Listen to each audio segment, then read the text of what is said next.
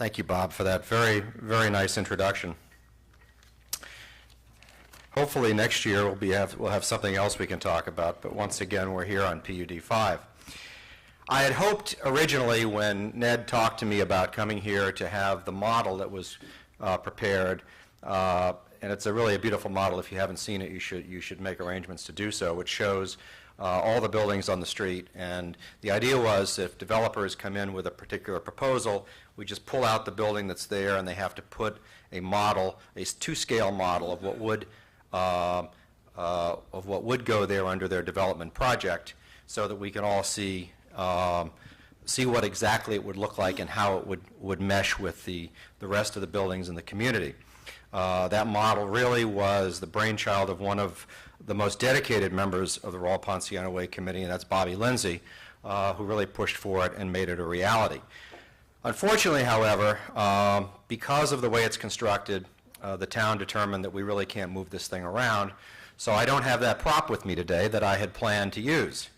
But I do have some pictures, and I thought I would go through some pictures, and Mike's going to help me with them. But before I get to the pictures, I had some further inspiration this morning when I opened the shiny sheet and I saw the negative letter by those who are opposed to the PUD 5. And it's interesting, when you look and see what your opposition says, sometimes you get inspiration. And it occurred to me that one of the things that has not really been talked about very much, and I've written a number of letters, I've done tours, but one thing we haven't talked about very much is how the various provisions of the PUD 5 interconnect and relate to each other. One of the advantages of having a year to work on something where you have 57 hours of meetings, public meetings, and you have some really very fine, intelligent, capable people with a long history in the town sitting on the committee is you come up with ideas that work together. And it's very easy to take shots at something and say, well, 13 units per acre is more than twice than 6, so you're doubling density. But it's altogether another thing to sort of look at the various pieces of the puzzle and see how they fit together and have a better and more thoughtful understanding of how something's actually going to work. So I thought before we get into the pictures, and the pictures will certainly help, I'd spend a few minutes talking about how the interconnection of some of the aspects of the PUD 5 work. The most significant issue, obviously, is parking. I think by now everyone knows that the current CTS zoning, which was imposed in approximately 1980, all of the buildings on the street essentially predate that. There are two buildings that comply with CTS zoning, and that's the bank and the Bonner Medical Office, which are very parking driven. When you have a requirement in our code, as we do, of 1 parking space for every 200 square feet of retail, you're going to get a lot of parking. Strip malls have been referred to as the ultimate end product of CTS zoning.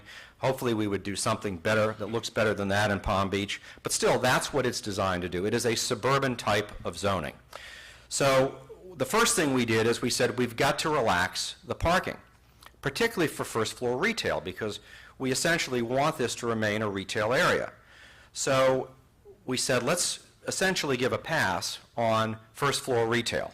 And that will allow, and as we get into the pictures, you'll see that will allow some buildings that are there now to essentially be preserved and not have to worry about meeting these massive parking requirements.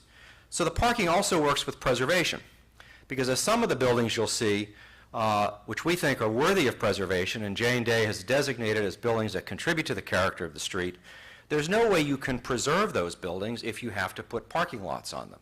Some of these buildings are 80, 90, almost 100% lot coverage, and to provide parking it just can't work. So the parking is a central issue, and the relaxation of parking is a central issue, but it also makes possible preservation. And if you're able to preserve these buildings and not worry about having to put parking lots there, you can do something which so far has not been able to be done, and property owners have said, well, gee, the first thing I find out is I've got these parking requirements, and they throw up their hands, they don't go any further. Parking also relates to the density. Density has been talked about a great deal, but I think to fully understand why the density levels are not going to materially increase in this area, you have to understand the interplay with parking. Some of the properties on that street simply cannot meet parking requirements for additional residential density. One of the things we've done is we've said we've relaxed very substantially the parking requirements for first floor retail, but not really so much for residential. There's one relaxation of the parking requirements for residential, and only one, and that is if you reduce your density at least by 50% and down to the 13 units per acre, you don't have to provide parking for the new residential. And we'll look at some slides in a minute where that plays out. But the rest of the parking requirements remain. So if someone wants to put a condominium or a series of condominiums in the second story of a building, they've got to find parking. If you look at that street and you look, for example, at the building on the western corner where Pbca is, there's no place to put parking there. Look at the breakers. They've got 15 parking spaces. The code requires, by the way, 42 for the offices they have. They have no room for parking there. So a number of the properties, the property on the east side, very difficult to imagine where they put parking. So there's a number of properties that are not going to put residential. We hope they will take advantage of the PUD5 and some of the other aspects of the PUD5 and possibly even some of the tax credits if we can get a historic district designated. But they're not going to see residential.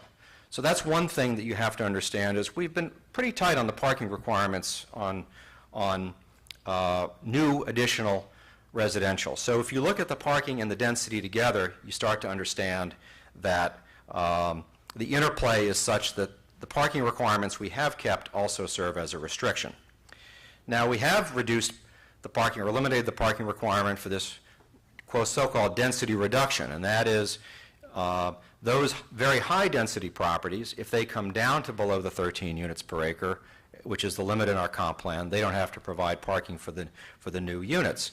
And we'll show on the slide in a minute how exactly that will play out. The hope is that we'll probably see reductions in density of maybe as many as 11 units. The highest density on that street is currently 64 units per acre. The highest density on the block on Sunset is 88 units per acre. So there's very substantial pockets of high density there, and what we've tried to do with the combination of parking, preservation, and density incentives both up and down is to try and balance that out. And I've said at the end of the day, I think you're going to see approximately 43 units under CTS or 43 units under PUD5. And I don't think they're materially going to change because I think there'll be reductions and there'll be increases. And then there's a number of properties that simply are not in play. There's further density, there's further interplay between the limits on large-scale development and the preservation. We have a provision in the PUD5 that says you can't develop more than 1.5 acres in a PUD5. Well, the whole block is over 5 acres. Testa's property is about 1.3. So you can't have more than 1.5. But also, when you think about it, they're contributing buildings scattered around that block. And we'll see some of them in the pictures that you can't tear down under a PUD5. So in addition to the 1.5, you've got these buildings that really cannot be torn down and have to be preserved, which serve as a further check for some large development. Lot coverage and open space. We're both at 70%, both CTS and PUD5 are at 70% lot coverage limitations, but PUD5 has a further limitation of 30% public open space. So my point is simply that these various provisions interact, and the combination of them together it provides further checks on excessive development, excessive density, some of the things that those who have opposed this have really harped on. Mike, if we could start the pictures. We'll start with Testa's. Testa's is an urbanistically contributing building under the contributing building report. That means that the front of this restaurant would have to be preserved in any development. Now, in CTS zoning, if all we have is CTS, this is getting torn down. This and everything else on that 1.3 acres is going to be torn down because they're going to have to tear it down. Under CTS zoning, and I just did a little bit of math this morning, and this is a number I play with a lot, if you have the garage, the gas station developed, all this 1.3 acres, and you had about 10,000 square feet of retail where the gas station is, maybe 4,000 where the VIA is, a restaurant of smaller size, take the CTS zoning requirements, and I calculated, plus the 8 residential units that they can do, I calculated they'd have about 147 parking spaces required. That's 23,000 square feet just for the parking spaces, almost half this property. So we're giving them a pass on any new retail on the first floor, plus grandfathering in the parking they have, and saying, by the way, in exchange, you're going to have to preserve the front of this restaurant, because that's iconic in this town and people identify with it. Mike, can we? All right, this is the back of the restaurant. This is, if you come out of Richard Rampell's office, this is what you're going to see. This is not worth preserving, and this is really something that needs to be addressed. If we're going to preserve our town and maintain a character, we've got to figure out how to get rid of this, but preserve what's worth saving. Like the gas station. This is 125 feet across, 100 feet deep, 12,500 square feet just for the gas station, plus the parking in the back. If you put 10,000 square feet of retail there, that alone is going to result in 50 parking spaces. You can start to do the math and realize if we don't come up with something other than CTS, we're going to be looking at a massive parking lot on that property. Mike? This and, let's see, have we got the one with both? All right. This is the Les Evans property, and this is an example of a property that I don't see any way it remains under CTS zoning, but I think you really could do something interesting here under PUD 5. This property is a little bit less than 1/5 of an acre. It's got 7 residential units on it, 4 on the upstairs and 3 on the downstairs. And if you've walked down, there's a little, where is it? There's a little opening right there, a little via. If you go down that via and you look in the back there, it's not in the best of shape. Under CTS zoning, if he tried to convert the residential first floor units to retail, he couldn't do it. He'd have to provide parking under our code. There's no place to put parking on this property. The only place, it's got no access to Sunset, so the only place the parking is going to come in is right off the street, right off Raul Ponciano Way. And you're going to see either a parking lot in front or a parking lot in back and new construction. This building is gone. The building has a lot of nice architectural features. Basically, all of that front would have to be preserved, but there's a lot that can be done in the back of the property. Right here, I hope you can hear me, there's essentially empty space behind this. There's essentially an empty lot behind this. There's some first floor cottages back here. If you could expand that area in the middle, in the back, you could put a nice retail center. You could fill in that back space, perhaps put a second story back there. As I said, there's 7 residential units. To come down to 13, they would have to be reduced to 2 units. And the theory is 7 units without any parking off-site is a lot worse than 2 without any parking. And 2 is an improvement. And 2 nice ones would be in addition to the street. So this is a property that really, I think, could benefit greatly from the PUD 5. And if they took advantage, you'd see a reduction of 5 residential units on the street. Mike? This is another property designed by Gustav Moss, built in 1945. Again, right behind the light post, there's a little via going back there. And there's a nice little courtyard. If you've never been back there, next time you're on the street, go down that little thing. It's got a no trespassing sign there right now, which is not exactly welcoming. But if you sneak back there, you'll see this beautiful little courtyard. One of my colleagues, and I won't mention who, on the Raul Ponciano Way Committee, someone who wasn't entirely supportive of this, went back there with me and said, gee, I've never been back there. This was after we finished our year of work. I said, what do you mean you've never been back here? It's a beautiful little courtyard there, and if you could get some retail in the back there, you see the window units up there. There's a total of 8 apartments on this property. It's 1/8 of an acre. The density is 64 units per acre. 64 units per acre. If they had developed under PUD 5, they would have to reduce that to 2, make presumably 2 nice apartments. They wouldn't have to provide parking. They wouldn't have to put a drive aisle off the street, because they could essentially take the pass on first floor retail, which they would have to all be retail on the first floor, and upstairs you'd have essentially 2 units instead of a total of 8, because there's another small building in the back where there's 4 more units. And you'd preserve a building that frankly is worth preserving. This is listed as an architecturally significant building, architecturally contributing building. It would have to be preserved. This building, you know, there's nothing particularly offensive about this building when you look at it. It's well maintained. It's a nice scale building, but it could be anywhere. This could be Southern California as well as Palm Beach. It doesn't really fit in with the street. It is not a contributing building. And frankly, it's the future of this street if we don't do something. It's got 2 drive aisles. So they've got cars coming across the sidewalk on 2 places, which is about as pedestrian and unfriendly as you can get. It's one of the only buildings on the block that actually complies with CTS zoning. If you look in the property appraiser's records, you'll see that building, that bank building, is 2,800 square feet. It sits on half an acre, 20,000 square feet. The lot coverage is 14%. The rest of it is parking. There's 15 parking spaces in the back there, and there's drive aisles. Mike, have you got the back picture?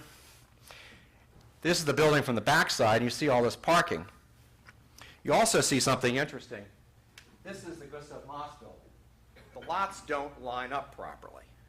There's 2 lots of 50 feet wide, and then there's a lot of 100-foot width in the front, but they don't line up properly.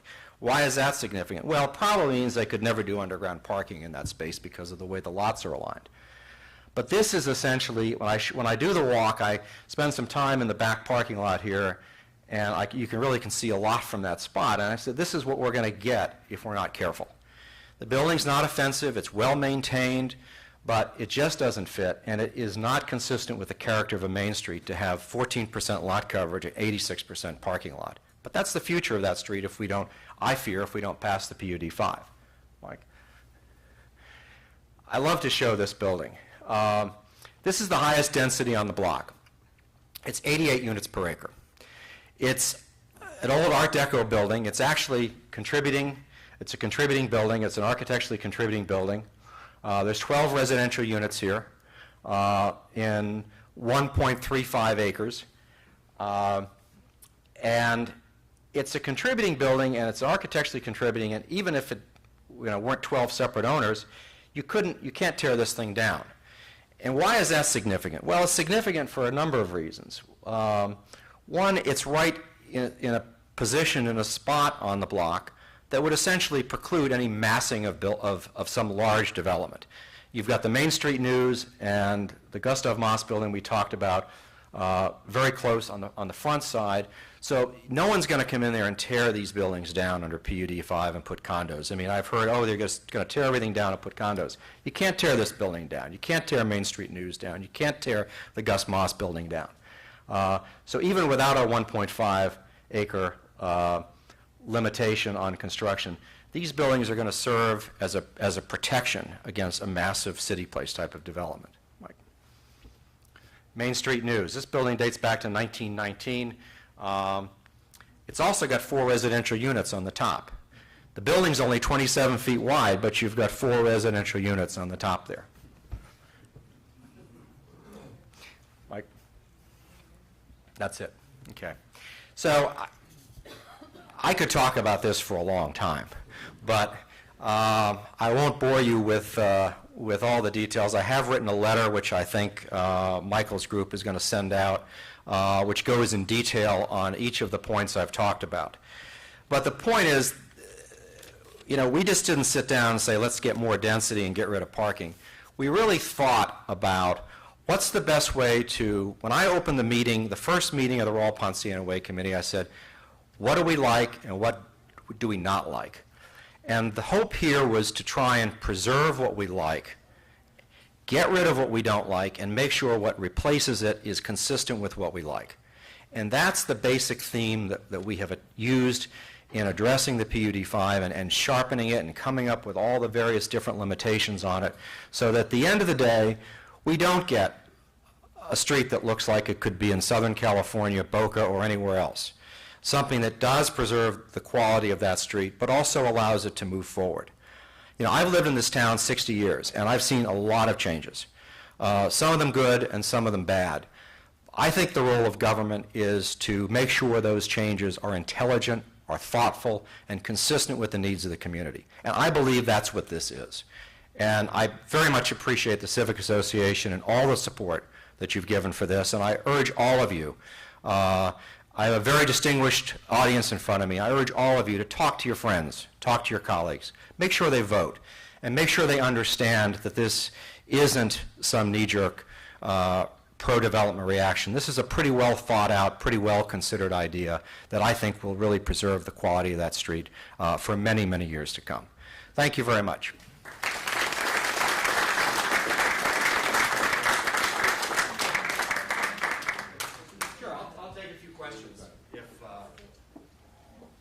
If anyone has any questions, I'm happy to take some. I know people have got to get going.